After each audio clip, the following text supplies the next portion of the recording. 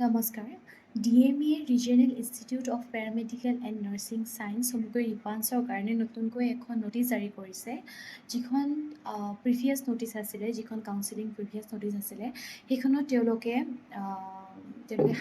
কাট অফটো হাই আছিলে, কিন্তু বৰ্তমান নতুন নটিচখনত তেওঁলোকে কাট অফটো ভালেখিনি কমাই দিছে। গতিকে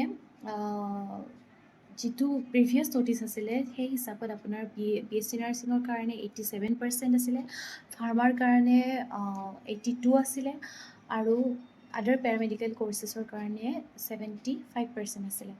কিন্তু বৰ্তমান তেওঁলোকে নতুন নটিচখনত BSc নাৰ্ছিঙৰ কাৰণে 55, ফাৰ্মাৰ কাৰণে 60 আৰু আদাৰ পেৰামেডিকেল কৰ্চেছৰ কাৰণে 46 তেওঁলোকে ধৰি দিছে। গতিকে আপোনালোকৰ যদি এই কাট অফখিনিৰ ভিতৰত আপোনালোকৰ যদি মাৰ্কছ আছে, তেতিয়াহ'লে আপোনালোকে কণ্টেক্ট কৰিব পাৰে, আপোনালোকে কাউন্সেলিঙত এপিয়াৰ হ'ব পাৰিব। গতিকে ইচ্ছুকসকলে যাতে এইটো বহুত এটা ডাঙৰ চান্স হয়তো, আপোনালোকে এইটো বস্তু মিছ নকৰিব, বিকজ যিখন ৰিপাঞ্চ ইনষ্টিটিউট সেইখন এখন চেণ্ট্ৰেল ইনষ্টিটিউট হয়। গতিকে আপোনালোকে এই চান্সটো একদম মিছ নকৰিব। যদি আপোনালোকৰ মাৰ্কছবোৰ এইখিনি কাট অফ ৰেঞ্জৰ ভিতৰত আছে, তেতিয়াহ'লে আপোনালোকে ডেফিনেটলি ট্ৰাই কৰক। আৰু ৰিপাঞ্চত আপোনাৰ মুঠতে 5টা বেচেলৰ কোৰ্চ আছে, যিটোৰ ভিতৰত আপোনাৰ এটা হৈছে BSc নাৰ্ছিং, ফাৰ্মা, তাৰপিছত RIT, MLS, অপ্ট'মেট্ৰি আৰু ফিজিঅ'থেৰাপি। ফিজিঅ'থেৰাপিটো তেওঁলোকে এইবাৰ নিউলি লঞ্চ কৰাইছে, এইটো ৰিচেণ্টলি লঞ্চ কৰা হৈছে, আৰু ফিজিঅ'থেৰাপিৰ কাৰণে তেওঁলোকে NEETৰ পৰা চিলেকশ্যন লৈছে। তো ফিজিঅ'থেৰাপিৰ কাৰণে অসমৰ কাৰণে ফিজিঅ'থেৰাপি ছিট আছিলে, যিটো তেওঁলোকে কাট অফ আই থিংক 200 ছামথিং তেনেকুৱা কাট অফ আছিলে, যাৰ কাৰণে এইটো বস্তু কাট অফটো যিহেতু কম আছিলে, তো ফিজিঅ'থেৰাপিৰ কাৰণে অলৰেডি ছিট ফিল আপ হৈ গৈছে।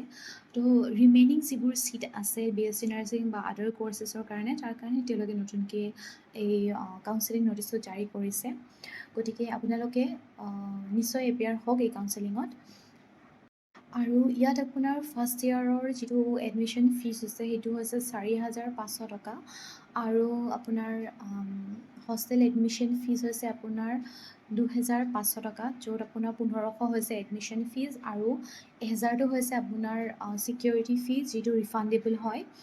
তাৰপাছত আপোনাৰ যদি আপোনালোকে নাৰ্ছিঙৰ হয়, তেতিয়াহ'লে সৰু সুৰা কিবাকিবি ফৰ্ম ফিল আপ কিবাহত আপোনালোকৰ অকণমান পইচা, সেইটোত অকণমান খৰচ হয়।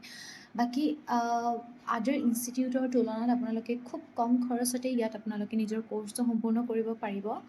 আৰু ইয়াত মান্থলি ডিউজটো যিটো মেছ ডিউজ হৈছে, সেইটো 1,500 টকা। বাকী আপোনালোকে ইয়াত এপ্লাই কৰিব পাৰে, চিলেকশ্যন হ'লে আপোনালোকে ভাল কলেজ এখনত পঢ়িবলৈ পাব। আৰু বেষ্ট অফ লাক আপোনালোকৰ কাউন্সেলিঙৰ কাৰণে। ময়ো ৰিপাঞ্চৰে ছেকেণ্ড ইয়াৰ BSc নাৰ্ছিঙৰ ষ্টুডেণ্ট হয়, গতিকে যদি আপোনালোকৰ চিলেকশ্যন হৈ যায়, তেতিয়াহ'লে নিশ্চয় লগ পাম। Best of luck.